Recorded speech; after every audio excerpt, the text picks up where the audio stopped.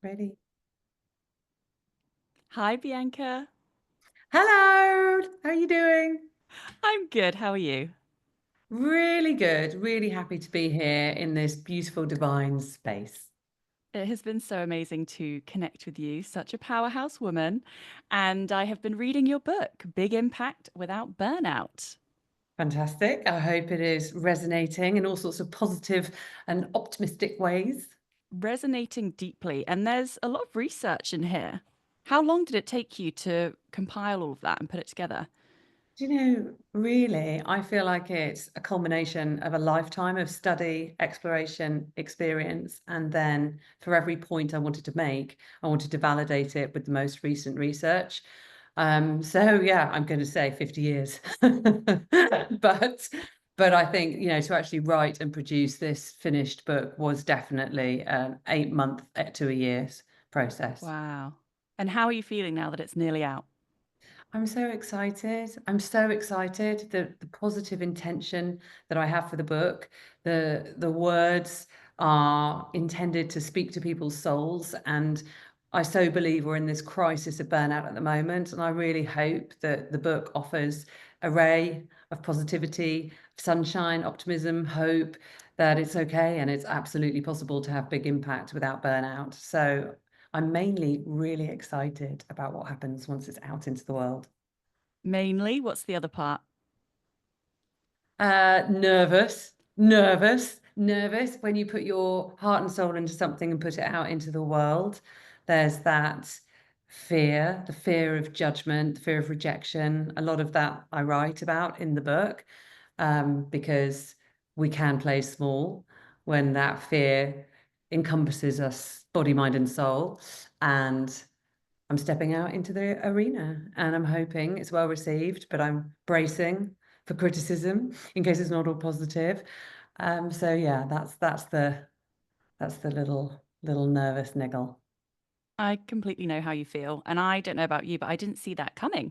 I was so excited to get a book deal, to write it. I thought, this is great. And then around that release week, oh my gosh, I was a wreck. And one of my favorite documentaries ever is Lady Gaga, 5'2". And I've watched it multiple Oh, times. And within that, she releases one of her albums. And she's on the floor crying. She's got makeup all over her face.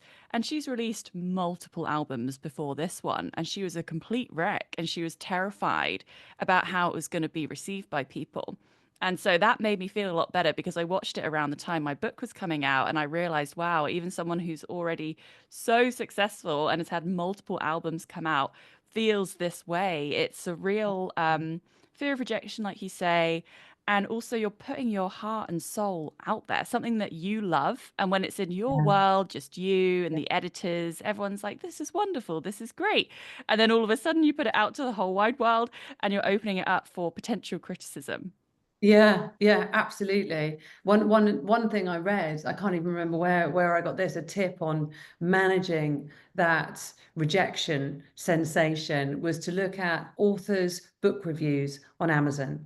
So I will go and have a look at one of my favorite authors when I've read a book and just loved it, and then I'll just scour through the different reviews. And of course, it's so subjective, and sometimes you get scathing criticism.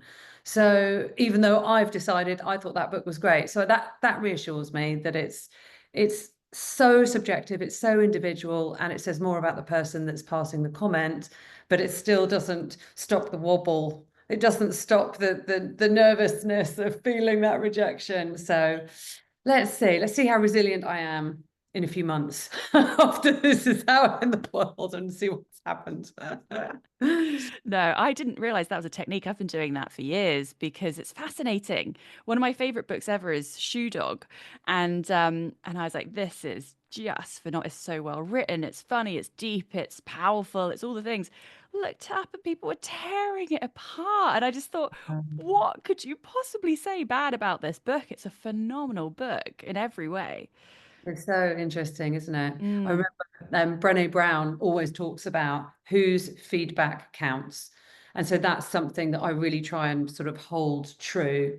that, of course, I'm not going to be for everyone. This work isn't going to be for everyone. My writing style isn't going to appeal to everyone.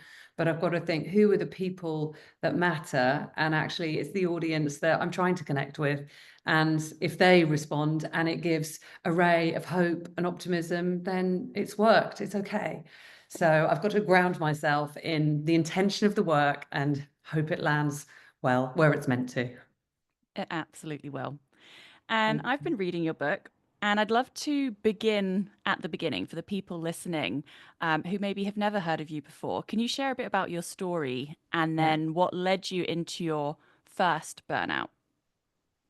Absolutely. Thank you. So, my career history is one of both entrepreneurialism and working in the corporate arena. And I fell into starting my first business in my mid 20s. I had a young toddler and a newborn baby girl, and I was sitting at home feeding my baby. I suddenly remembered it was my then husband and I, it was our 10-year anniversary. So I'm sitting in bed, unwashed hair, my toddler crunching cornflakes in the carpet, the house a mess, trying to keep my little baby fed and off to sleep. And I'm in no state to go shopping. So I'm thinking, what do I do? What do I do? I wrote a poem called A Decade to Remember and quickly printed it out, found an old frame in the house, got some photos, put them around it. Husband came home that evening. I gifted it to him. It was very romantic. He was very happy. We hung that gift up in the hall. Everyone that came and visited the baby over the next few weeks and months said, "Where did you buy that? Can I order one? That's fantastic." So I started to think, could this be a marketable commodity? And it just sparked that idea of creatorship and entrepreneurship. And that was it. I just started on a journey and I woke up as a businesswoman and set about building a website, advertising on, this is pre-Google, this is 2004. My first advert was on Overture, put an advert out there, and within 20 minutes I'd sold my first £80 personalized poem product. So I'm like, woo, doing my happy dance going, this works, there's a market for it. Fast forward a year, I have an entire range of products that I'm manufacturing. I have sold that range into pretty much every online gift retailer in the UK. I am stocking virtually, so it was drop shipping. So I'm providing my products to WH Smiths, to Mothercare, Woolworths, all sorts of really major high street names, all within the first year, all by accident, really.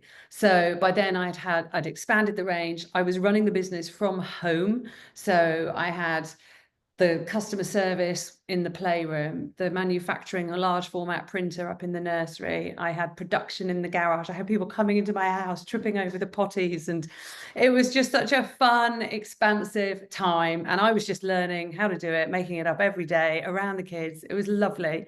By year 2, I now had loads of other gift designers working for me. I had thousands of gifts. I was producing gorgeous, magical products. The whole essence was giving never felt this good. So I think by that year, I was selling personalised letters from Father Christmas for Tesco's, Asda, Woolworths, 10,000 glitter sprinkled letters we sent that year. The next year, I was on This Morning, showcasing the range of personalised gifts. I mean, it just grew and grew and grew. So after a decade, I ended up just at the point I was about to expand it from being this omni-channel business where I had retail units, concessions and Debenhams, this big online website, and all the trade manufacturing side. I was about to launch a franchise model, and I found out along this journey, I found out I was pregnant again. This time it was twins. So at this point, I then had 4 children under 7, including baby twins, and a business to run, which was a stretch, that's for sure.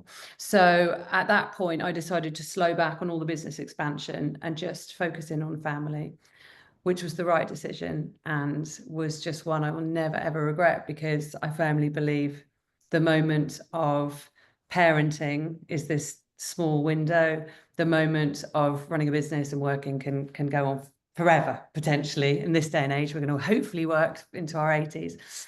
So I eventually sold that business, fell into digital marketing, and then learned a corporate career. So then I was a woman in my 30s, learning how to juggle 4 children, a corporate career, and all sorts of life expansion and responsibilities, because now I was quite senior in the workplace.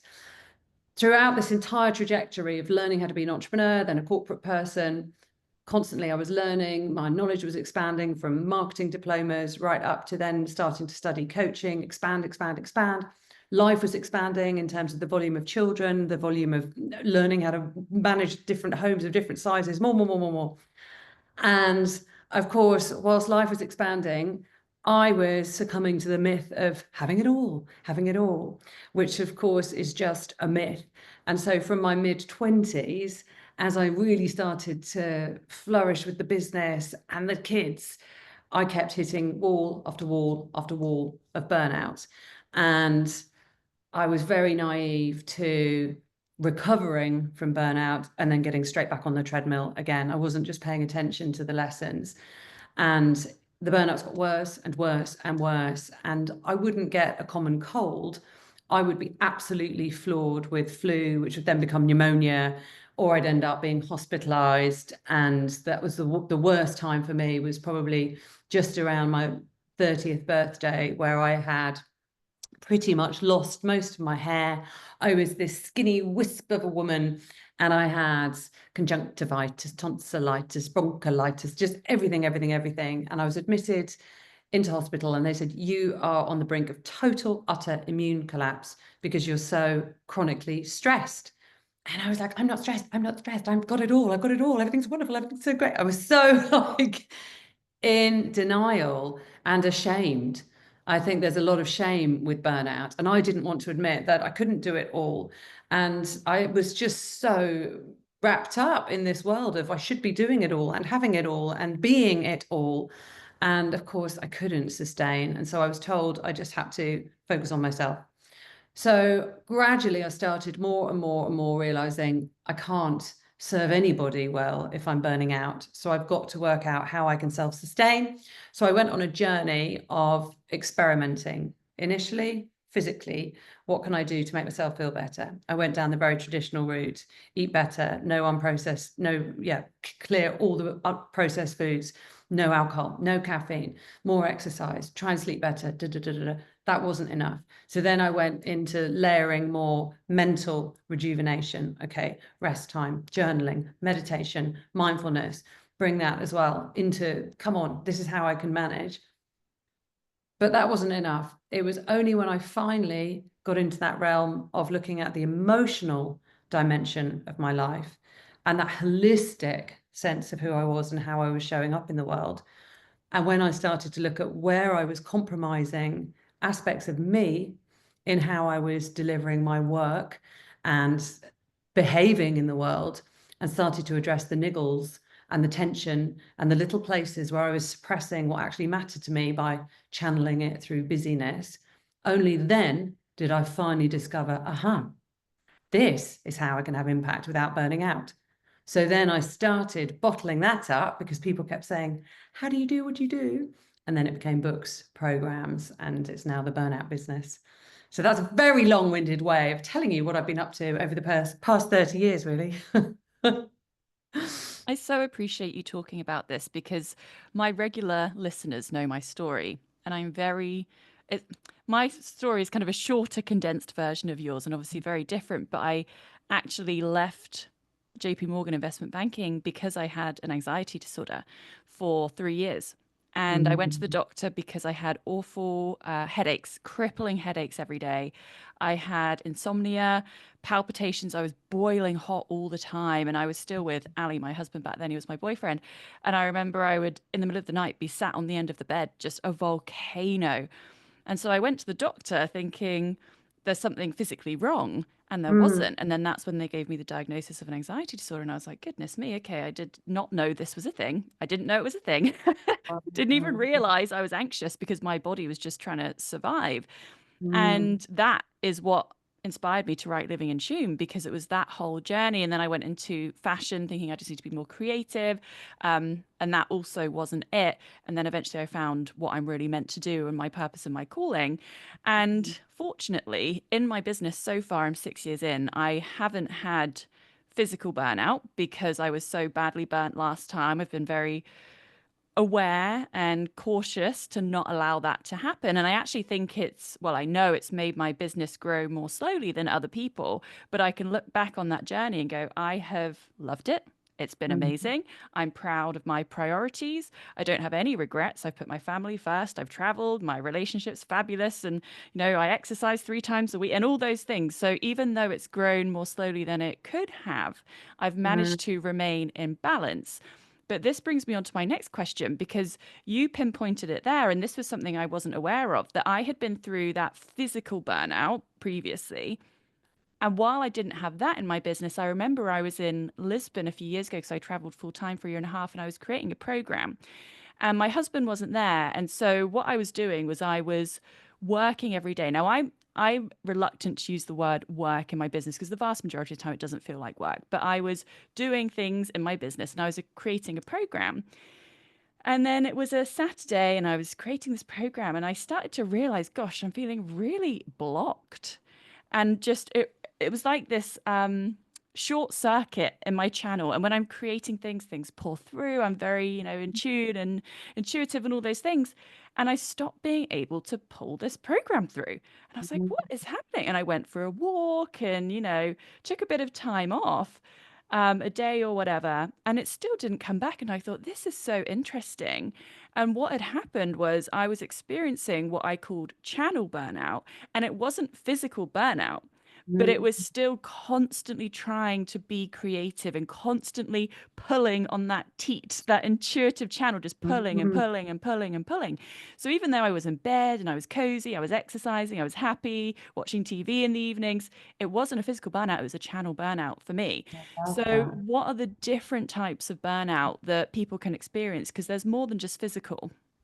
Absolutely. I love the way you've just described that because actually, what you're alluding to is that persistent mental emphasis on the cognitive. So, constantly thinking about what you can do next. And I love that description around sort of pulling down that creativity because too many of us are in this realm of permanently being always on and assuming that it is normal. Society has normalized this persistent, endless work stream where there's always another task to do and we're always doing it and thinking about it.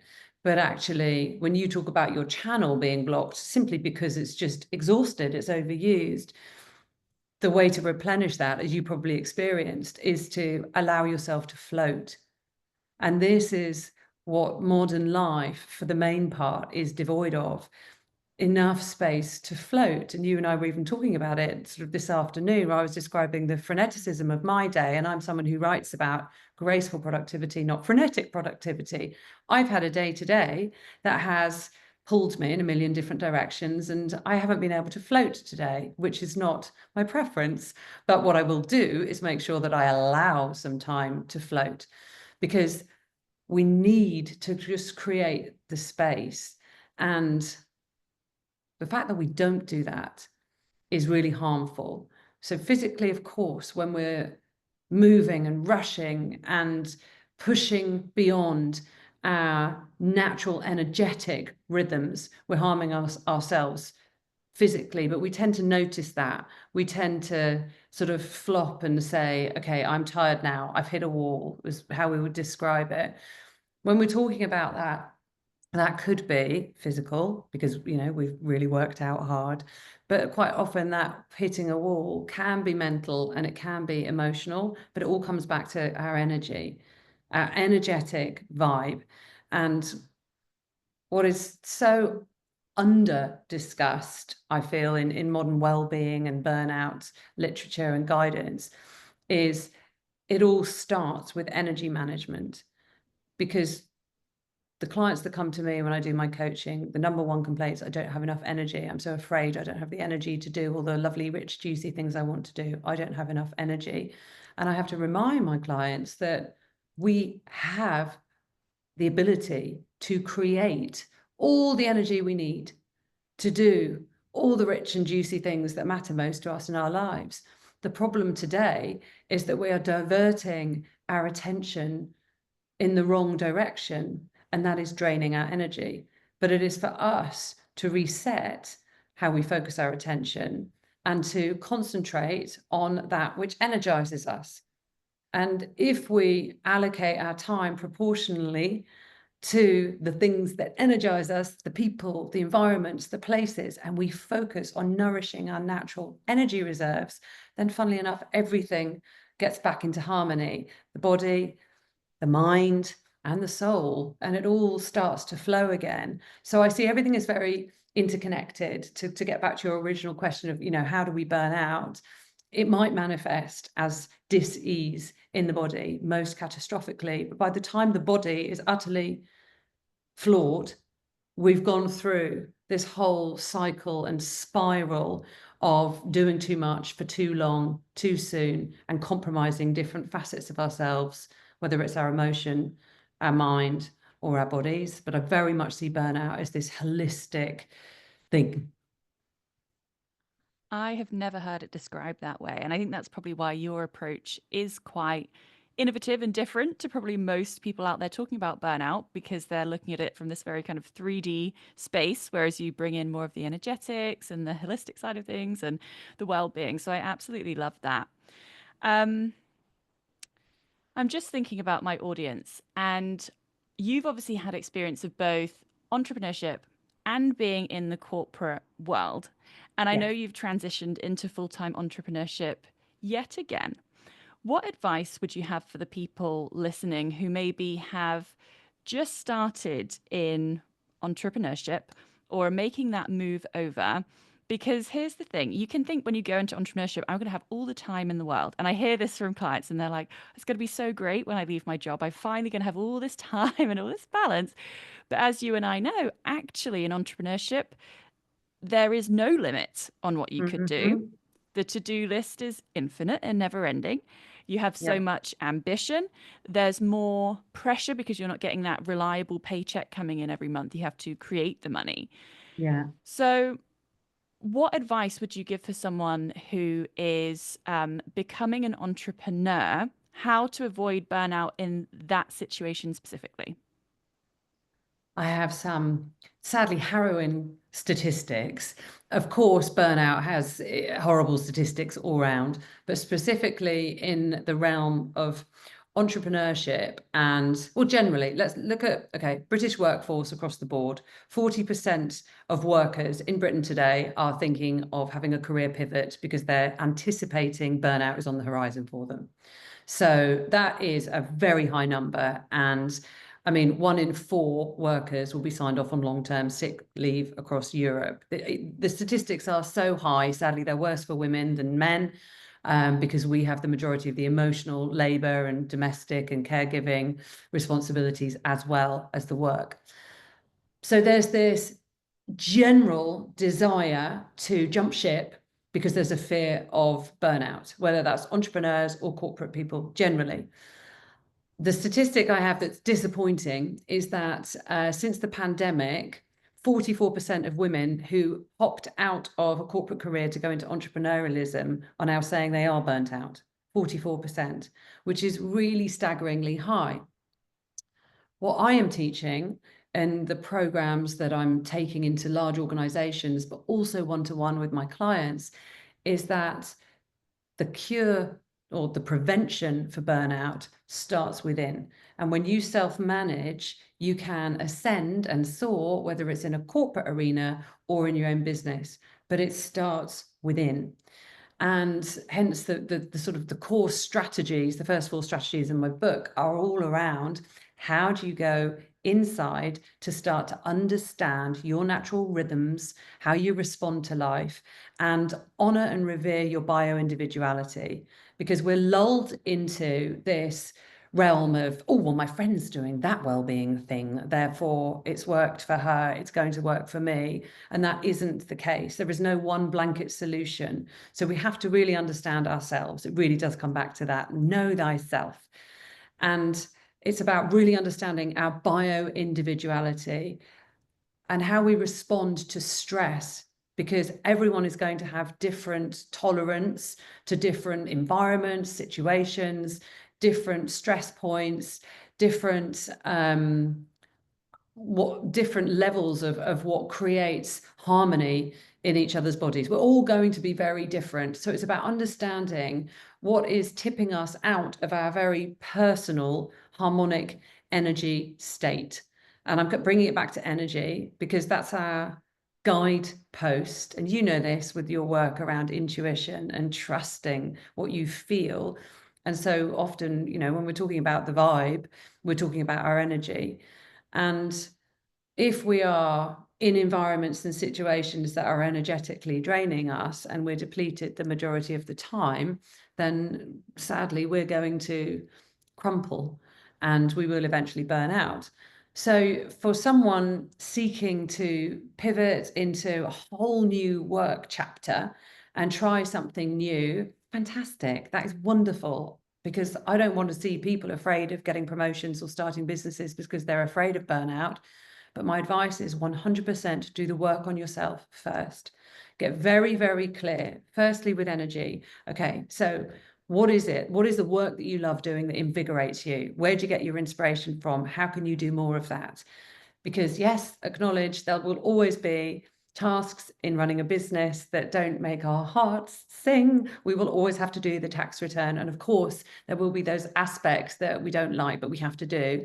But proportionally, you want the majority of your time to be in the abundant space where you're creating energy, because then you can self-sustain. So really just it's paying attention to energy in the first place. Then your mindset. How are you leaning into resilient? How are you leaning into adversity? Because bad things are going to happen. And how do you embrace that as a moment for learning, a moment to surrender, a moment to go, okay, the universe is sending this my way, but there's a gift in it. There's something I need to learn right now that's going to help me grow. How do you lean into fear with curiosity? Because that tends to sort of melt fear. So the mindset piece is really important.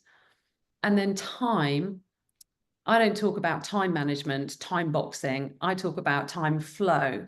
How do you enable yourself to flow in life in such a way that you are optimizing you? So you spend more time working in environments that nourish you, more time putting your oxygen mask on first, doing the physical things that enable your body to work optimally. That's incredibly important. And then the final piece is around purpose. And how do you make sure that you're injecting all the work that you do with that overarching meaning and purpose? And I think purpose sometimes gets sort of heralded as this ethereal, big, majestic, lofty thing, like eliminating child hunger in the entire world. And that can sometimes create anxiety and tension if you feel like my son said to me, my 22-year-old son said to me the other day, he was like, Mum, I don't think I've got my purpose. And I had to say, darling, your purpose is that you're showing up every day and learning. And, you know, that's the mission for now, is making himself feel fulfilled through learning. So I think we can sort of bring ourselves back down into what is my unique contribution today that satisfies that blend of my skills, my interests, my values, that little sweet spot. That's your purpose. And if you're focusing your efforts, your work efforts on that being your highest contribution, then you are going to abound with energy and impact. And that's what it's about. But I definitely would advise anybody listening to do that inner work before leaping. Don't ever assume, because right now, how you're feeling in your current work setup, if that's not working, don't just leap to something else and think it'll be the same, because it's like they say, if you've got a pattern in your relationships, if you keep leaping to the same type of partner, you're just taking the problem with you. So you've got to do the work to just unpack, okay, what isn't working right now with how I'm working, and then make changes. Great advice. I have a membership community of women called the Sistership, and we have a guest every month. And we had a guest in December talking about digital wellness and staying well when you're working online because those boundaries can get really blurred. And that's one of the reasons it can be really hard to switch off mentally because you can be in bed in your cozies. But if you're still on Instagram at 9 p.m. and you've got those DMs coming in, that's the kind of thing that's going to lead to that mental burnout. And this guest talked about tilting, and I loved this idea. When you were talking about harmony, it reminded me of that. And it's this idea that in different chapters and eras of your life, you're going to be tilting between different priorities. So it's not that everything's going to be in perfect balance in terms of 20%, 20%, 20%, 20%, 20%. It's actually going to be tilting. But as long as you're clear on what your priorities are at that point in time, as you mentioned before in your story, when you decide to focus on your family and scale down your business, you decide to tilt towards your family.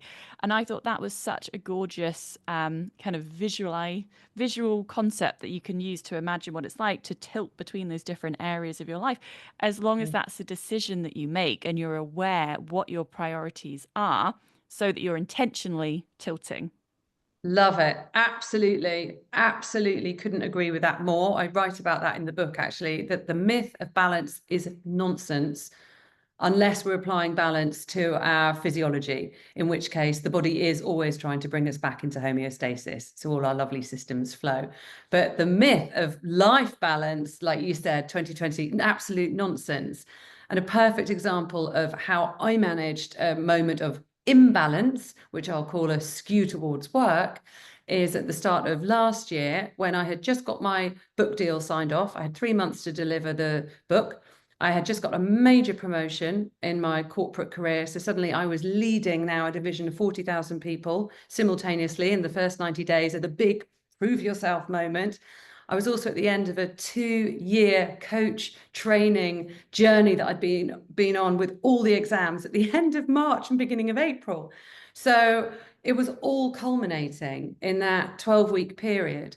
So leading up to that in the December prior, I also had all the Christmas, I'm Mary Poppins, Christmas Poppins. I knew I had to make the magic for all the children and host all the feasts, and all of this stuff was coming, this crescendo.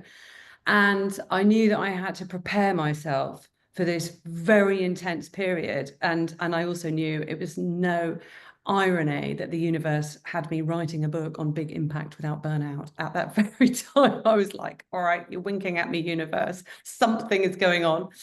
So I sat down with all the children and said, okay, this is what's ahead of me in the next 12 weeks. I have got to make sure this house keeps flowing because I'm a solo parent of the 4 children. So yes, they're older. So I've got different challenges because they're all teenagers and young 20 somethings. But I had to make it very clear I would need extra help and support because I would be head down. I would be trying to create, I would be trying to serve my team in the office, create this work for the book, create everything my clients needed, and be here practicing. I knew I was going to have to be alleviated from a lot of the domestic burden. So we sat down together, we all had a brainstorm. What are we going to do? Taxis. I'm privileged. I could get taxis for the children to go to school. Everyone, we had a rota of who's going to do the food shop online or clean the kitchen. We just made sure that we were working in such a way that there was harmony in the house. I said to all my friends, I had a party the Christmas time. I said, bye, this is it. Happy Christmas. I'm going to hibernation for 3 months because I knew I had to protect myself. And so part of it was no socializing. So I upped my meditations, upped my exercise, cut out alcohol, cut out sugar, just did all the stuff that I know works for me so that I could deliver. And I did. And I didn't crash and burn, and it worked. So I planned for it. I planned for the imbalance and architected life so that I could indeed deliver. But I'm going to call that a tilt. It was a tilt. I absolutely love that you did that for yourself. That's incredible. And we were talking about before we press record that I'm in LA at the moment on a 7 week solo retreat, as I've coined it. Love it, love it, love it. And it's obviously, without the children and things like that, but it was a similar intention to really create this space where I can just focus on myself. I can focus on the business and I can create the programs that I'm creating right now. So I absolutely love that you did that. Congratulations to you as well. I mean, it's brave to go off alone and commit to work and serving, but presumably it gives you energy and joy. So much energy, so much joy, for sure. So, for anyone who doesn't know, you've obviously shared some of your story, but what are some of the warning signs of burnout? Because I talked about my own story, I didn't even realize what was going on with me. I was so in my head and pushing and just completely unaware. So, there may Mm. be some women listening who don't even realize they are on the brink or these warning signs are showing up for them. So, what is the experience of burnout like? What does it feel like? And what are some of the signs and symptoms leading up to it? It's definitely going to be uniquely individual for everyone because of our bio-individuality. It's going to show up differently. The first precursor to burnout is starting to feel a loss of control. And if you start to do battle with your task list and you're not looking at it and feeling invigorated, then this is a sign that something is out of kilter. So really pay attention to how drained you feel just looking at the day to day. The other really common sign is being unable to sleep. And if you ping awake in the early hours of the morning and you are swirling and swirling and the brain is rushing and the cortisol is surging and you actually feel like you wish it was time to get up, but you know it's bedtime, that's a real sign as well. The slow demise down the curve into burnout starts with foggy thinking. You start to feel a bit cloudy and a bit dispirited, I would say. Just a little bit like, where I can't find any space. And that can quickly descend into real total brain fog. I remember I couldn't remember how to turn the oven on. And I'm literally like, I've done this a million, but I can't remember which dial because there's the absolute frazzled paralysis. Your cognitive function is so overwhelmed, it doesn't work anymore. And you start putting the keys in the fridge, or the kids go to school and you didn't know it was mufti day, and you're just not on top of your stuff, and you're just making mistakes. As you start going from the sort of mental disarray, you start sliding down the scale into that physicality of I am exhausted, back to the I've really hit a wall. I need to sleep. I need to rest. And that is something that is a real modern crisis when we don't pay attention to that point enough. We have so learned to push on through, and one of the biggest upsets for me of today in modern society is how we have normalized caffeine, energy drinks, fake stimulants, and we just suppress and ignore our natural body's cries to say, I need to rest and rejuvenate. Think how much caffeine we pump into cold medicine. It's not just vitamin C and paracetamol, it's loads of caffeine, phenylalanine, push, push, push. There are energy drinks sold in the UK that I found out recently that are only available in Denmark through a pharmacy to over 18-year-olds. And yet we just sell them in supermarkets without regulation because every country's got different rules and regulations for different chemicals in different foodstuffs. So as we're sliding down the curve, we get to exhaustion, but instead we take a tablet, or we just push on through, or even we go out and have a Prosecco and think we can have more fun, or we exercise. And this is one, I've got a client who was tired. She knows that exercise boosts your natural energy reserves. She went to the gym and she woke up in an ambulance. She'd passed out because she was really, really anemic, but she thought the exhaustion was just, that was life and that was how you felt. So she just pushed on through. After a day at work, she went to the gym. She woke up in an ambulance.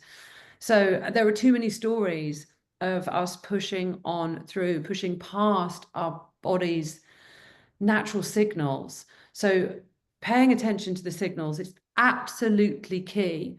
And I'm sure correlates with a lot of what you say about being in tune. Be in tune with your body, your mind, and your soul, because it's always trying to wake you up. And sadly, we're just in such a world of this performative keep going. So we have to dispel that myth of Having it all does not mean doing it all, but we can have what we so desire and choose if we're careful and choiceful, selective with how we direct our energy and attention. But we certainly shouldn't be ignoring the signals that our bodies are trying to wake us up to. You've made so many great points there. The first one being about how it kind of comes down to self love and self respect and really honoring yourself and not seeing peace as a privilege, seeing it as something that you get to experience on a day-to-day basis. But the key to doing that is being intentional. I truly think that being intentional is the solution to pretty much everything. I think in business, in life, when we are intentional, it means we're deciding the life that we want to have. And when we're intentional from a place of being in tune, loving ourselves, having grace and pure intention. And then from there, we decide this is how I'm going to use my time. This is what I'm going to focus on. This is what I'm tilting towards and away from, and all these things. And being intentional is such a key, but we have to love and honor ourselves enough to give ourselves permission to actually do that. Amen. Absolutely. Perfectly said. Mm-hmm. Absolutely. So, what do you hope your book and this message that you're spreading, what do you hope it does for people? I really hope it slows everyone down into this beautiful realm of graceful productivity, because I really believe that's when we create our best work and we have our most divine impact, actually. And my wish is that we stop pedaling these ridiculously fast treadmills. Do we pedal a treadmill? Actually, you probably don't pedal a treadmill. What do you do? Pedal A your Peloton. bike. A Yeah, bike. like my wish is more of us just live in our authentic selves, live with integrity. And by integrity, I mean our oneness, our wholeness, our aligned selves, living and behaving in tune with what we value most. Because in that sweet, beautiful place of integrity lies success with grace. And that is my real wish and intention, that this book just infuses the working world with more of that. Our books are so aligned. The fact that you just said in tune, I was like, hallelujah. There you go. Yeah, perfect. Yeah. What has the process been like of creating your book, the whole journey? Did you always know you wanted to be an author? And how did you get your book deal? I have wanted to write since I was a little girl, and I've still got all the journals in my loft that I started when I was 8. Literally, I've got little pop-up books that I used to write in.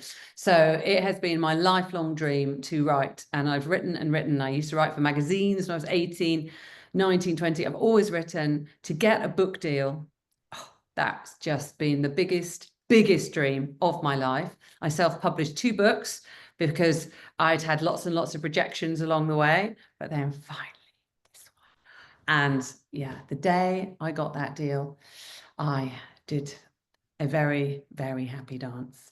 I can't tell you how blessed and grateful and emotional I felt at that moment. A real dream come true, real dream come true.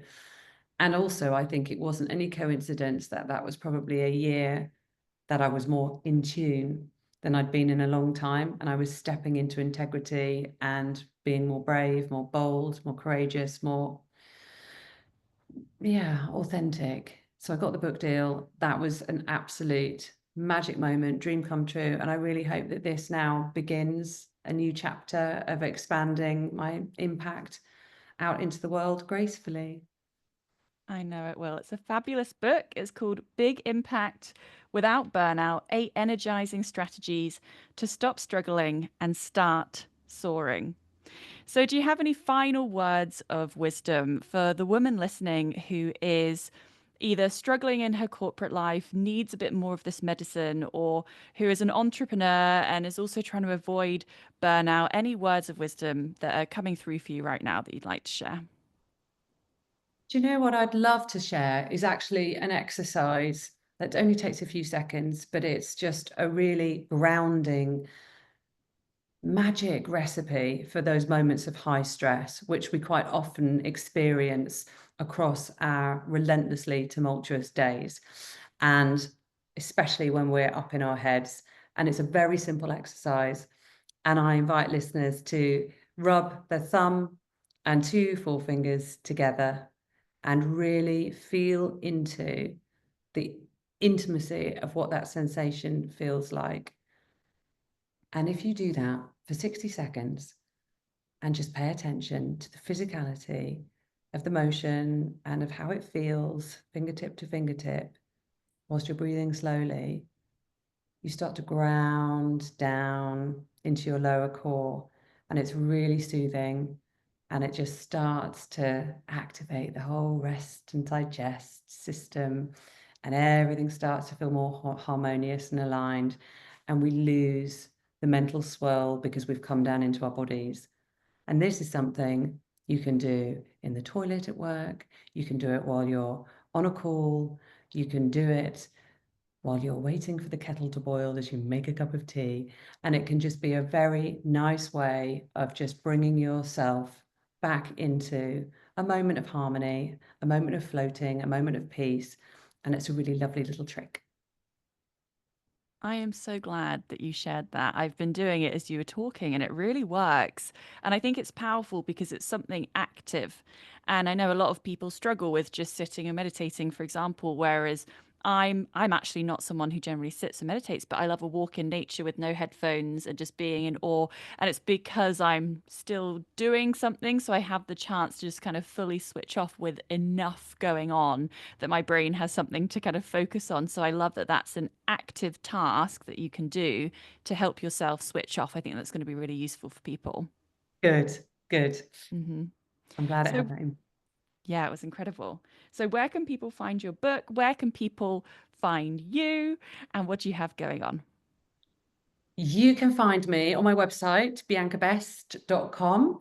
And the book is available at all major retailers across the world. And anyone that pre-orders the book before March the 11th gets a 25% discount. Come onto the website, it's there. And I'm on social media. I've just launched the Big Impact Show where I'm inviting inspiring guests to come and talk about success with grace. And I would be so delighted if you come onto the show. And I'm really trying to share the magic and inspire others how to have success with grace and step into this world where productivity isn't a battle, but it's something gentle and to be enjoyed. So follow me, all the usual platforms, and thank you so much for allowing me to talk about where I'm visible. I really appreciate that. No, I'm so grateful for this conversation. I know it's going to help so many people, and you are such an inspiration as a woman, as a Thank leader. I'm so glad you're using your platform and your voice to share this message about harmony and grace and fulfillment ultimately, and creating that inner peace while still not having to sacrifice your success. And I love that. So thank you. thank you so much. Thank you for having me on the show. Thank you.